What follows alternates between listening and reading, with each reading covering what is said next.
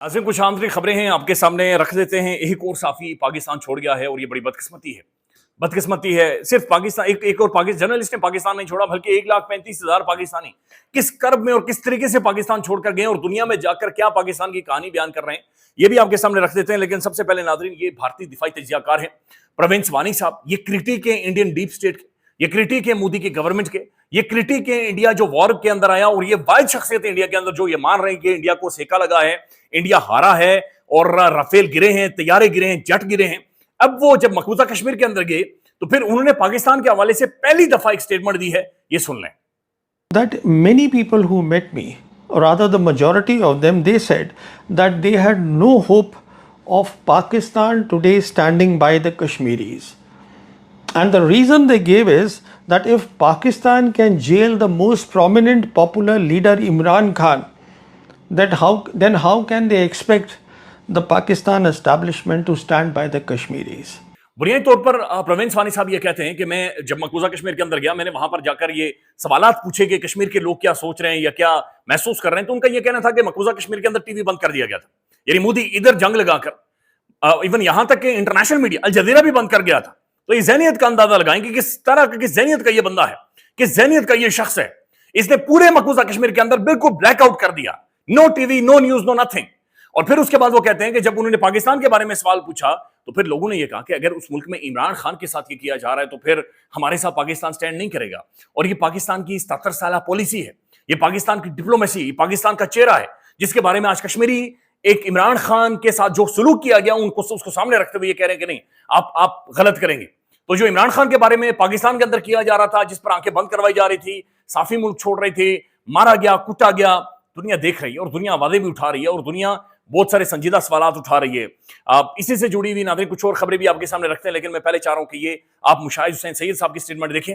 ये रूस गए हैं मोहतरम मुशाहिद हुसैन सैयद साहब, और रशिया के जो फॉरेन मिनिस्टर हैं उन्होंने क्या बातचीत की है। ये बहुत बड़ा मैसिव शिफ्ट आ रहा है जहां पर रूस इंडिया से हटकर पाकिस्तान की तरफ अब देख रहा है, लेकिन जो पाकिस्तानी डेलीगेशन है चूटे खाता वो अमेरिका में मौजूद है।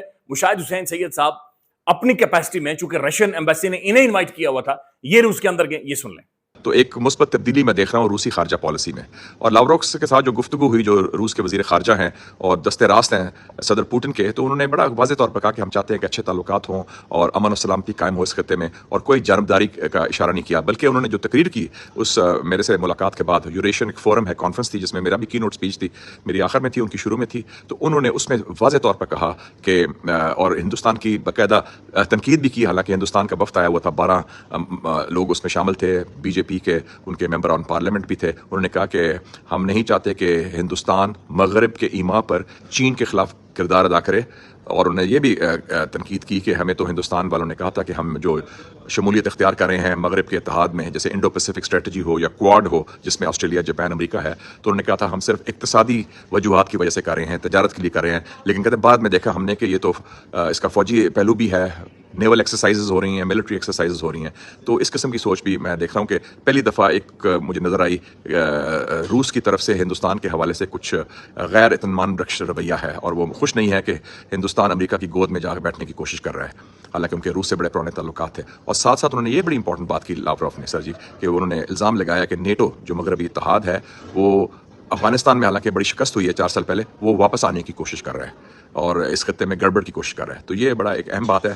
मैं समझता हूँ कि बड़ा एक अहम मौका है पाकिस्तान के लिए कि नई सूरत हाल में पाकिस्तान की इज़्ज़त भी बढ़ी है, और पाकिस्तान ने जो हिंदुस्तान को शिकस्त दी है उसके हवाले से रूस पाकिस्तान को नए अंदाज से देख रहा है, और रूस पाकिस्तान को हिंदुस्तान के ज़ाविये से नहीं देख रहा। तो ये एक बहुत अहम तब्दीली है, और इसका मैं समझता हूँ कि हमारी हुकूमत को इसका फ़ायदा उठाना चाहिए। एक हमारे लिए स्पेस मिल गई है, स्ट्रेटेजिक स्पेस, इंशाल्लाह। ये नाज़रीन मरियाना बाबर साहबा लिखती हैं, surprisingly no government special envoy has been sent to Russia although a large contingent was dispatched to western capital, यानी यूरोप की तरफ सबको भेजा गया, लेकिन मॉस्को या रूस की तरफ कोई नहीं भेजा गया। Mushahid Hussain Syed invited in a personal capacity as a special guest of the Russian Ministry of Foreign Affairs and the ruling United Nations, तो खुद उन्हें बुलाया गया और वहां पर जाकर जाहिर है उन्होंने पाकिस्तान का मौक़िफ़ भी रखा और रूस का शुक्रिया अदा किया कि रशिया इस सारे मामले के ऊपर न्यूट्रल रहा। हुमा बकाई साहब लिखती हैं, US has directed India not to buy Russian military equipment and to walk out of the BRICS. As it is India, as in India is getting uncomfortable in the BRICS and is seen as the weakest link Russian foreign minister, known to be close to the Putin, has declared neutrality between India and Pakistan and the willingness to improve trade ties with the Pakistan, a very welcoming development indeed. तो जो America है वो India के ऊपर अब दबाव डाल रहा है कि आप ब्रिक्स से भी निकलें और आप रूस से हथियार ना खरीदें। इंडिया एक लॉन्ग टर्म अलाय है, बहुत लॉन्ग टर्म अलाय है रशिया का, और अब रशिया जो इंडिया है उसे नेटो के अलाय के तौर पर देख रहा है, चूंकि ये क्वाड का हिस्सा बना हुआ है और बाकायदा से मिलिट्री बेसिस एक्सरसाइजेज और नेवल एक्सरसाइजेज होती हैं, और नेटो दोबारा से रिवाइव कर रहा है, नेटो दोबारा से रूस के अंदर अटैक करवा रहा है, तो एक शिफ्ट हम इंटरनेशनली देख रहे हैं। इसी तरह से इंडिया के अंदर भी मोदी के ऊपर बड़ा क्रिटिसिज्म हो रहा है। पाकिस्तान को इस सारी चीज को कैपिटलाइज करना चाहिए, मूव फॉरवर्ड करना चाहिए, चीजें ठीक करनी चाहिए, अपने एक फॉरेन पॉलिसी शिफ्ट लाना चाहिए, जिसके बारे में इमरान खान भी आपको याद होगा बातें कर रहा था, गुफ्तगू कर रहा था, और उसके बाद पाकिस्तान में रिजीम चेंज हुई थी। बहरहाल इंडिया के अंदर क्या आवाजें उठ रही हैं, मोदी सरेंडर, नरेंद्र सरेंडर, ये सुन लें। नरेंद्र सरेंडर, उधर से ट्रंप ने एक इशारा किया, फोन उठाया, कहा मोदी जी क्या कर रहे हो, नरेंद्र सरेंडर, और जी हजूर करके नरेंद्र मोदी जी ने ट्रंप के इशारे का पालन किया। नाज़िम, बिलावल भुट्टो ज़रदारी साहब ने कुछ पैनल कॉम इंटरव्यूज दिए हैं, उनकी कुछ झलकियां आपको सुनाते हैं, जहां पर वो जाकर दुनिया को एक दफा फिर भावर करवा रहे हैं कि हमने 6 तैयारे मार गिराए हैं। ये सुन लें। Down 6 Indian jets. It took 1 month for the Indian government to admit that we downed their planes. Why were they hiding this fact from their people? Because the truth is they lost.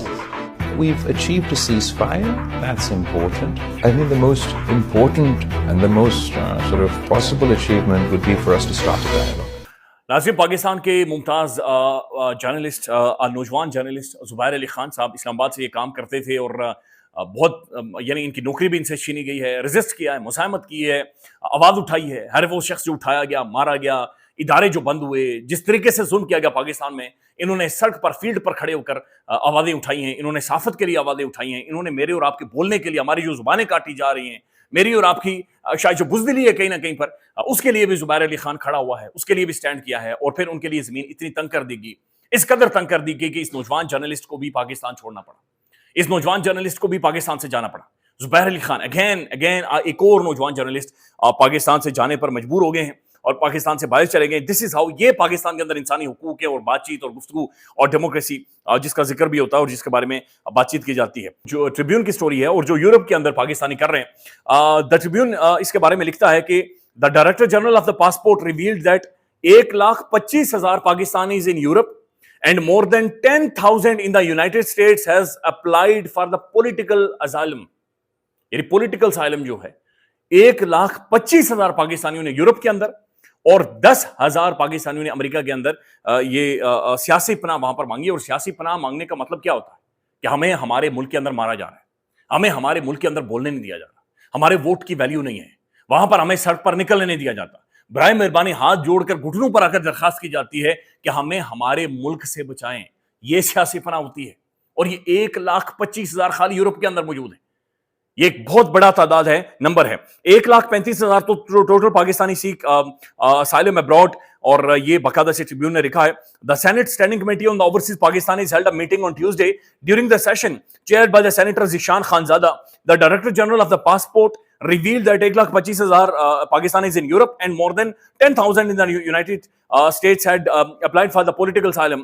He informed the committee that some countries do not jail Pakistani nationals who arrived through illegal means, but immediately repatriate them to the Pakistan. और 34,000 Pakistanis were deported from Iran last year. 34,000 पाकिस्तानियों को Iran से वापस पाकिस्तान में भेजा गया और पता नहीं ईरान से इन्होंने डंकी मारनी थी, किधर जाना था, किस तरफ जा रहे थे, आगे किधर जाना था, उस कोशिश में थे। ये बहुत बड़ा नंबर है, ये बहुत अलार्मिंग नंबर है और ये बहुत ही परेशान कुन नंबर है जो कि बाकायदा से अखबारों के अंदर लिखा जा रहा है और हर जगह पर लिखा जा रहा है जो कुछ हुआ है। हम यहां पर क्या करें, डॉक्टर यास्मीन राशिद साहबा के साथ क्या हुआ है, ये शाकिर अवान साहब को सुन लें। आज डॉक्टर यास्मीन राशिद, उमर चीमा, एजाज चौधरी, इनकी दरखास्त जमानत पर समाअत थी।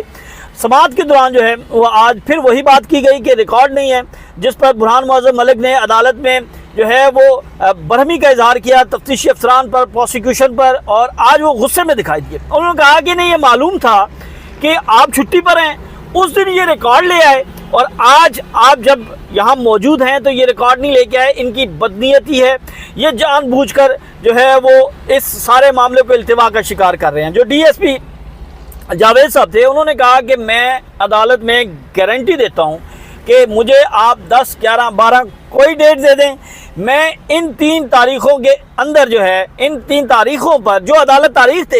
اور ہم پاکستان کے اندر ناظرین جو پولیٹیکل رائٹس ہیں ان کے لیے کیا کر رہے ہیں, یہ جو سامڈیال میں الیکشنز ہوئے تھے اس کے بارے میں ندیم افضل چند یہ بڑی پرومیننٹ پولیٹیکل فگر ہیں. یہ صرف ان کا تعلق پیپلز پارٹی سے نہیں ہے بلکہ پاکستانی پولیٹکس کا ایک تھمب سمجھا جاتا ہے, سینٹر سمجھا جاتا ہے. وہ کہہ رہے ہیں نون لیگ نے 3 انجیکشن لگائے ہیں, یعنی 3 ٹکے نون لیگ نے لے کر یہ الیکشن جیتا ہے. 1 ٹکا, دوسرا ٹکا, تیسرا, 3 ٹکے ٹھکوانے کے بعد جا کر سامڈیال خالی نون لیگ جیتی ہے. تو جنرل الیکشن میں جو سارا کچھ کیا جا رہا ہے تو ابھی تک کتنے ٹکے لگ چکے ہوں گے اور کتنے مزید لگائے جا رہے ہوں گے, یہ چند صاحب کو سن لیں. 3 انجیکشن بھی لگے ہیں. اس کے بعد انہوں نے باکسز اٹھائے, جو مخصوص انہوں نے پولنگ سٹیشن ہر یونین کونسل لیول پہ انہوں نے گروپس بنائے ہوئے تھے. اب جو انجیکشن لگائے ہیں, انجیکشن ہوتا ہے 10,000 ووٹ کو 1 انجیکشن کہتے ہیں, 2 انجیکشن کہتے ہیں 20,000 ووٹ کو, 3 انجیکشن کہتے ہیں 30,000 ووٹ کو. یہ کوڈ ورڈ ہے. ایک اور خبر ہے ناظرین, بھارت میں ایک اور معروف یوٹیوبر پاکستان کے لیے جاسوسی کے الزام میں گرفتار ہو گیا ہے. انڈیا کے اندر ہر شخص کو آیا ایسا ہی سمجھا جا رہا ہے. خیال رکھیے گا, اپڈیٹ کریں گے. اللہ حافظ.